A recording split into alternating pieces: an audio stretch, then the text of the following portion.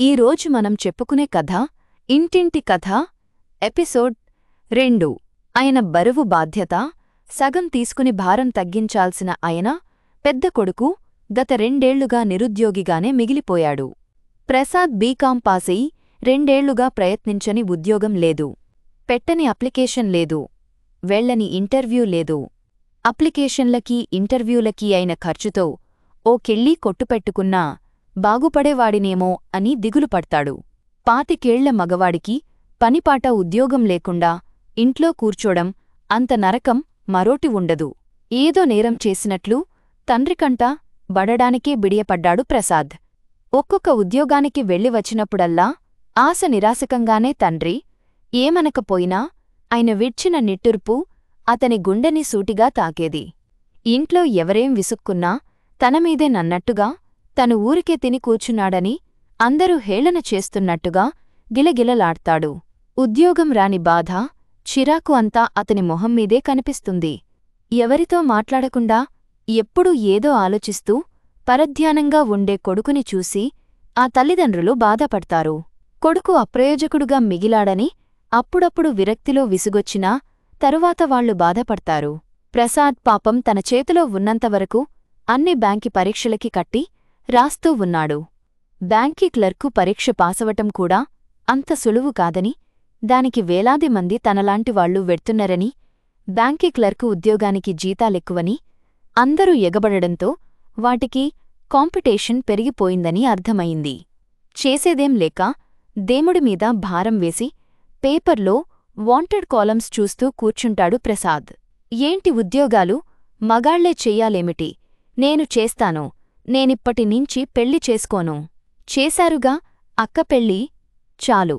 అన్నయ్యకే దొరక్కపోతే నాకు దొరకదని రూలుందేమిటి అంటూ దబాయిస్తుంది. 21 ఏళ్ల మూడో పిల్ల వసంత. చూడగానే తెలివైన చురుకైన మొహం అనిపిస్తుంది. తెల్లటి తెలుపు కాకపోయినా పెద్ద పెద్ద కళ్లతో చిన్ననోరు నొక్కుల జుత్తు, మంచి ఫిగర్, చూపరులని ఆకర్షించే అందం ఉంది. చదువులోనూ వసంత చిన్నానాటినుంచి చురుకే. అందానికి తోడు అలంకరణ చక్కగా చేసుకుంటుంది. ఆమె అభిరుచులకి కోరికలకి ఆ ఇంట్లో పుట్టడం వల్ల ఫుల్ స్టాప్ పెట్టవలసి వచ్చిందిగాని కాస్త ఉన్నవాళ్ళింట్లో పుడితే రోజుకో డ్రస్సు వేసుకుంటే ఇంకెంత బాగుండేదాన్ని. ఛా! ఈ వాయిల్ చీరలే గతిరోజు ఒక్క సరదా తీరదు ఈ ఇంట్లో. అందుకే ఉద్యోగం చేసి సంపాదిస్తే తనకి నచ్చే చీరలు, మ్యాచింగ్ దండలు, గాజులు, బ్యాగులు, ఎన్నెన్ని చిల్లర ఖర్చులుంటాయి. అవన్నీ తీర్చుకోవచ్చు. ఇంట్లో ఏదడిగినా లేదు. లేదు అన్నమాట తప్ప ఉందని వాళ్ళ నోట రాదు. ఆడపిల్లకి చదువు లేకపోతే పెళ్లి కాదన్న భయంతో చదివిస్తున్నారు కాని లేకపోతే మూల కూర్చోపెట్టి పెళ్లి చేసేవారు. కాలేజీకి వెళ్లే పిల్ల నలుగురిలోకి వెళ్తే పడుతుందని అందరూ హేళన చేస్తారని వాళ్లకేం తెలుసు అనుకుంటుంది. వయసు వచ్చినా బుద్ధి వికసించని వసంత. ఇంటి పరిస్థితి తండ్రి జీతం తెచ్చినా ఈ కాలం పిల్లలందరి కోరికలలాంటి కోరికలుండే వసంత తన కోరికలు తీర్చుకోవాలంటే ఉద్యోగం చెయ్యాలని నిర్ణయించుకుంది.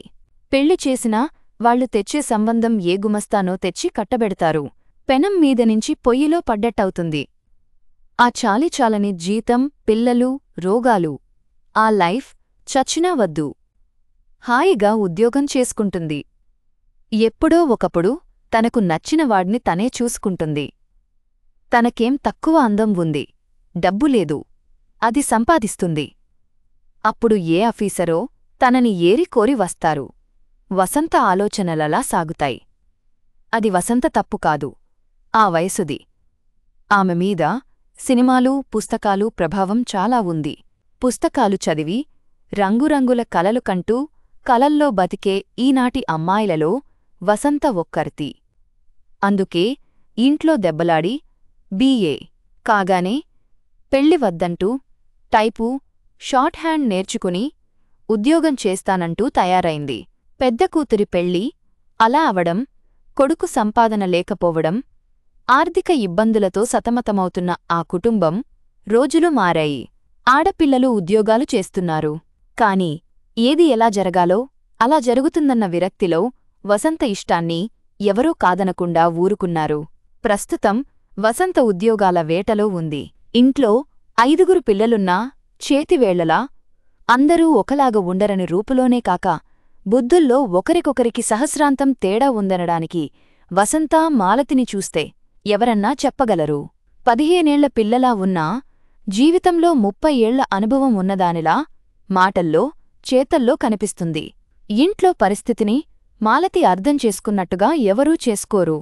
నాన్న సంపాదన తెలిసి అలా సాధిస్తావెందుకే అమ్మని. వసంత చీరల కోసం సినిమాల కోసం కాల్చుకు తిన్నప్పుడల్లా అంటుంటుంది మాలతి. నీతులు వల్లించకు, వెధవ ముసలమ్మక బుర్లు నువ్వూను. నీకక్కరలేకపోతే మూల కూర్చో, నాకెందుకు చెప్తావు అంటుంది వసంత. మాలతి నవ్వి ఊరుకుంటుంది.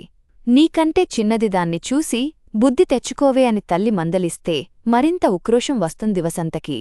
నేను దానిలా ఏ కోరికలూ లేకుండా ఉండడానికి మరమనిషిని కాదు, ప్రాణం ఉన్న మనిషిని అంటూ ఎగుర్తుంది.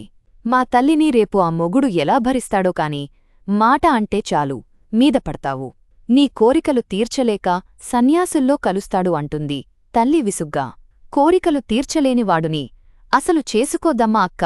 ఓడలాంటి మేడలాంటి కారుతో ఆజానుబాహువు అరవింద దళాయకాక్షుడు ప్రేమిస్తున్నానంటూ పూలమాల తీసుకొచ్చినవాడినే చేసుకుంటుందిగాని ఆఫ్ట్రాల్ గుమాస్తాని స్కూల్ టీచర్ని కట్టుకోదమ్మా అంటూ వసంతని ఉడికిస్తుంది మాలతి. అవును, వస్తాడు, చేసుకుంటాను, మధ్యలోనీకెందుకు ఏడుపు. మహాబుద్ధిమంతురాలివి నోట్లో వేలెడితే కొరకలేనిదానివి. అమ్మ నాన్న తెచ్చినా గుమస్తాని బుద్ధిగా కట్టుకుని పతివ్రతలా బతుకు 10 కాలాలు హేళనగా ఎత్తిపోడుస్తుంది వసంత. సరదా పడి కాస్త ఆ చీర కొనమంటే ఇంట్లో అంత ఉపన్యాసాలు ఇచ్చేవారే. ఉద్యోగం దొరికితే మిమ్మల్ని ప్రాధేయపడనక్కరలేదు, గతిలేక అడిగాను. ఓ కలల రాణి గుమస్తా ఉద్యోగానికి నెలకి 15,000 ఇవ్వరే తల్లి, రోజుకో చీర కొనుక్కోడానికి అంటూ ప్రసాద్ వెక్కిరించి ఆట పట్టిస్తాడు. అంతా కలిసి వేళాకోళాలాడితే ఉక్రోషం పట్టలేకలేచిపోతుంది విసురుగా వసంత. ఏదో దేముడి దయవల్ల దానికో ఉద్యోగం దొరికితే కాస్త ప్రాణం తెరిపిన పడుతుంది. ఈ సాధింపులు లేకుండా మాకియ్యావద్దు, పెట్టవద్దు, చీరలే కొనుక్కుంటుందో సినిమాలే చూస్తుందో మహాతల్లి.